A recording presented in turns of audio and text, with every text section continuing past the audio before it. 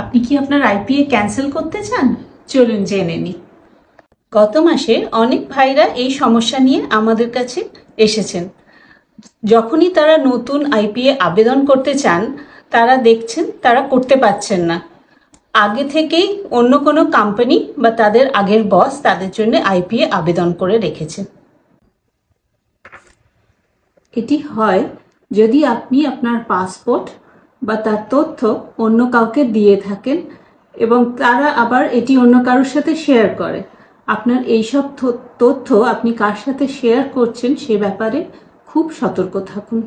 IPA বাতিল করতে চাইলে আপনি সিঙ্গাপুরেই থাকুন বা বাংলাদেশেই থাকুন, আপনি নিচের ধাপগুলি অনুসরণ করতে পারেন। প্রথমত, আপনার যে আইপিএটি বের হয়েছে সেটির প্রমাণ জোগাড় করুন। তারপরে সেই প্রমাণের ছবি বা ডকুমেন্ট আপলোড করতে হবে। তারপর এমওএম এর অনলাইন ফর্মে আপনার ডকুমেন্টগুলি আপলোড করুন। আমরা ক্যাপশনে একটা লিঙ্ক দিয়ে দিয়েছি। সব সেকশনের তথ্য সঠিকভাবে পূরণ করুন। বিশেষ করে কোম্পানির নাম ভুল করা যাবে না, এটা খুবই গুরুত্বপূর্ণ।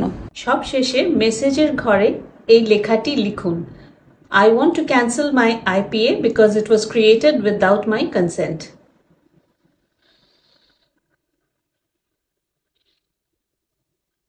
আইপিএটি বাতিল হতে প্রায় 1 মাসের বেশি সময় লাগে।